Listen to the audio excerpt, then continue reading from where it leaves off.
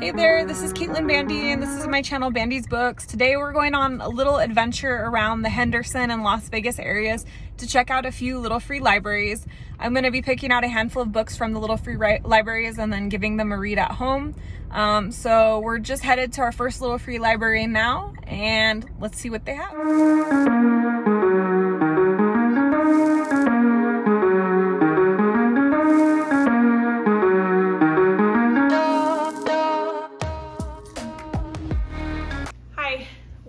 Back from a little adventure to check out little free libraries.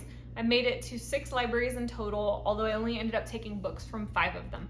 The reason is because one of the libraries we went to is adorable and it's really well stocked with books, but all of those books are geared for children like 5th grade and below. It was in front of an elementary school and it was clearly for little kids.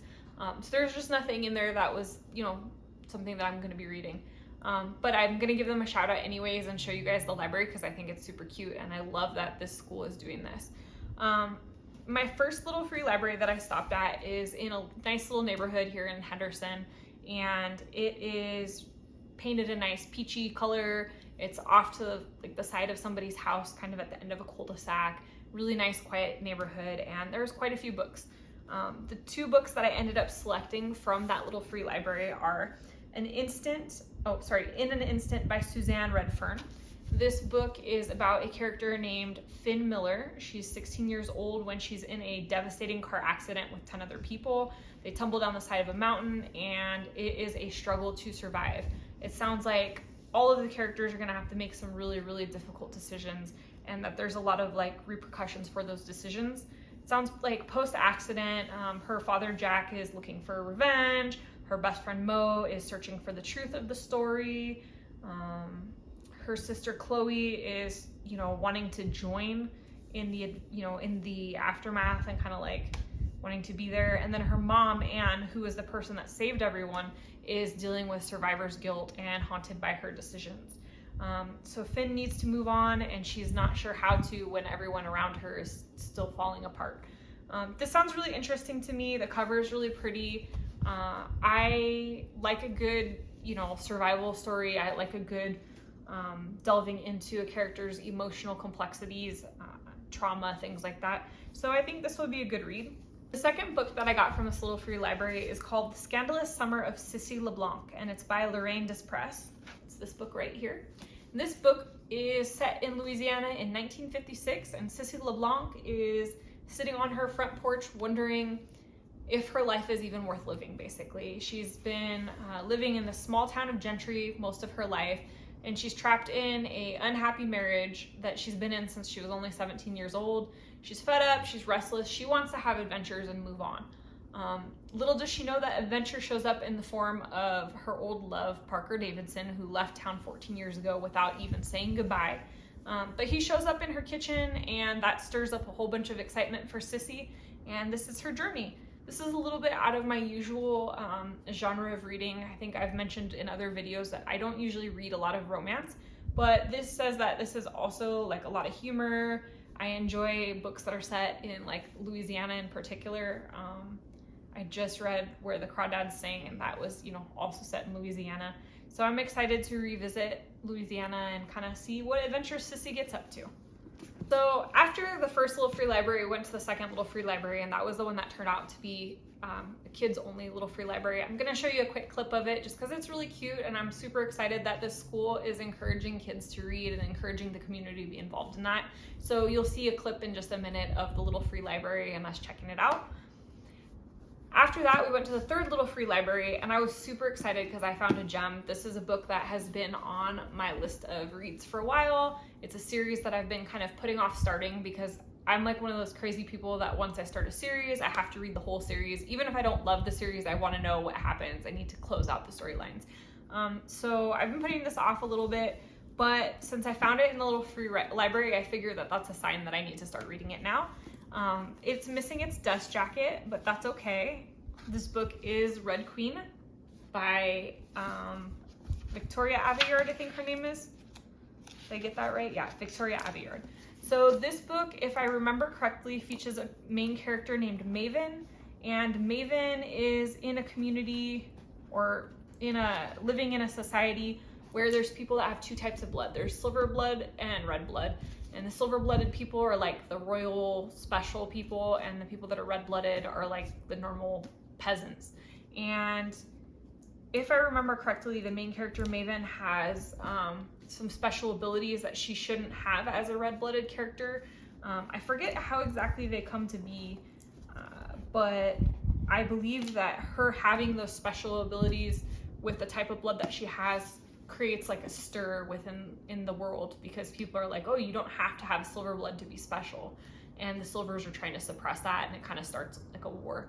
I believe it's like a kind of a dystopia, young A sort of a fic, and that's a genre that I enjoy from time to time, so I'm looking forward to getting started with this. The library that I visited was another lovely library. It didn't have as big of a selection, but there was still a lot of really good books in there. I ended up picking out a book called The Family Next Door, and that is by Sally Hepworth. This book is about a character named Essie. She's got an idyllic life, a loving husband, a beautiful home, a good neighborhood, nearby a mother who dotes on her grandchildren. But she has a shameful secret that in a moment of maternal despair, she once walked away from her newborn baby who was asleep in a carriage in a park. Disaster was avoided and Essie got better, but she still fears what lurks inside of her, even as her daughter gets older and she has a second baby. And then a new neighbor moves in named Isabel, and it causes some questions to come up. So this to me sounds like a psychological thriller, kind of a suspense sort of a book. I do really enjoy that genre. This isn't necessarily a book that I was familiar with prior to picking it out, but it looks like something that, you know, I'll enjoy. And there's a quote from Leanne Moriarty on the back. Sally Hepworth writes compelling, compassionate novels with characters you come to know and love. She is one of my favorite Australian writers.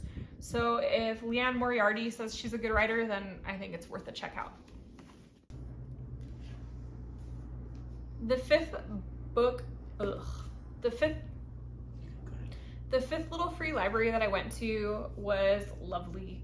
I found some nice surprises in it, and those surprises were, first, Eat, Pray, Love by Elizabeth Gilbert. I know that this is a really popular book. I know it's been made into a movie. I have avoided reading it and avoided seeing the movie for quite a while. I don't really know why. It's just one of those things where I feel like everybody was having an Eat, Pray, Love moment, and I just was like, I'll read this at some point, but I gotta be in the right frame of mind for it. So I found it in the library, I took it home, so now I've got to read it, right? This is about a character named Elizabeth, who's a modern American woman. She's feeling like she's supposed to want a husband, a country home, and a successful career, but instead she's feeling unfulfilled and consumed by panic and confusion. She takes off on some travels following a divorce and a crushing depression, and she kind of starts to assess her life and analyze what really makes her happy. She goes to 3 different places, to Italy, India, and then Bali, Indonesia. And I'm really excited to read about her adventures and her travels. I travel a lot. I really like to go to different places.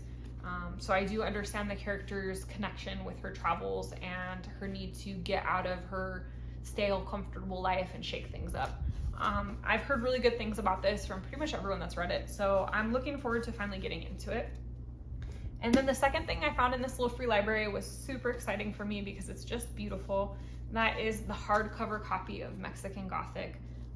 I've been meaning to read this. It's on my Halloween book list, you know, things to read for October.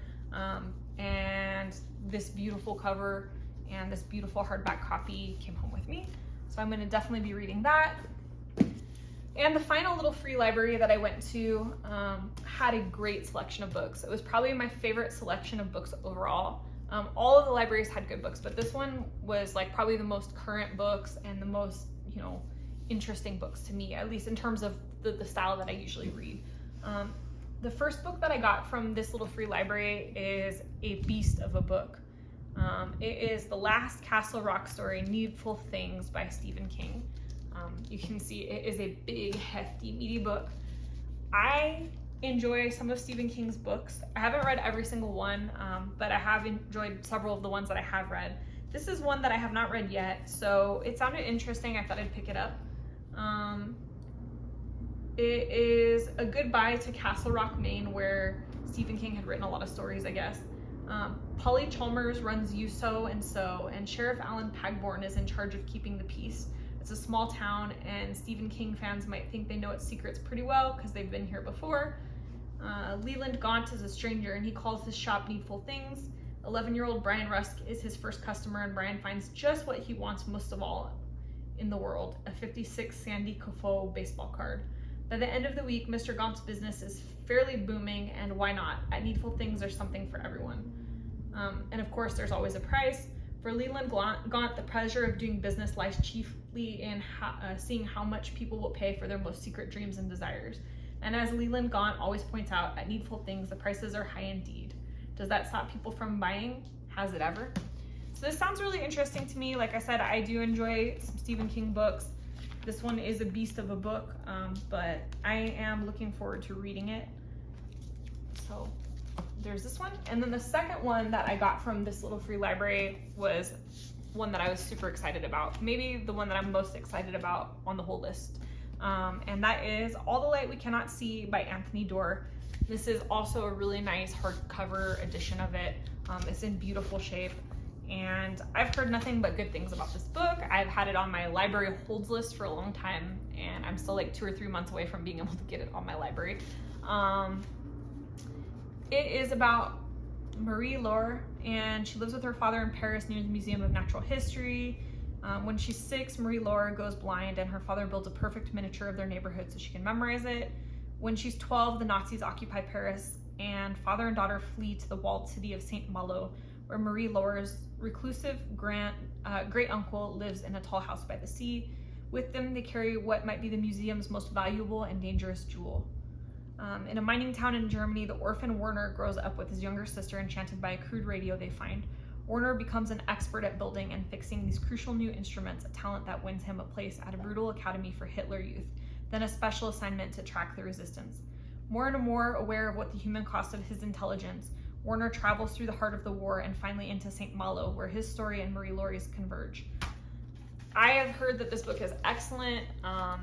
My mom read it and loved it, and my mom and I have pretty similar tastes. I have, like I said, been wanting to read this for quite a while, so I was over the moon to find this beautiful hardback edition. I will absolutely be reading it.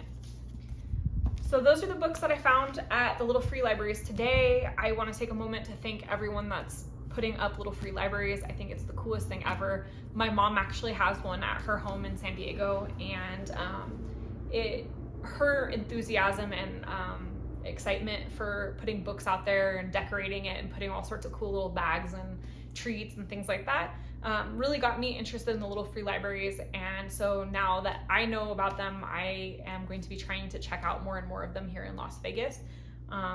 But yeah, I really appreciate the little free library movement. I love seeing people encouraging their communities to read, and I just think it's so cool. So definitely, if you're in this area, check out some of the little free libraries that I visited. If not, you can find libraries in your area by going to littlefreelibrary.com. There's a map where you can look and see if there's any libraries around you. And if there are, definitely support them. Drop off some book donations if you have books lying around. I actually have this whole shelf here, which I'm going to be going through and bringing a bunch of them to little free libraries in the area and some home to my mom next time I go for a visit. And in closing, I will probably be doing a book wrap up in about a month where I'm going to go over all of these books that I got from the little free libraries and let you know if I like them, you know, what I thought of each book that I picked up, basically a little review. And then I'm sure we'll be shooting more videos in the future about little free libraries as well, because I'm just so excited about that idea. So thank you again for visiting. I'm Caitlin Bandy. This is Bandy's Books, and we'll see you in the next video.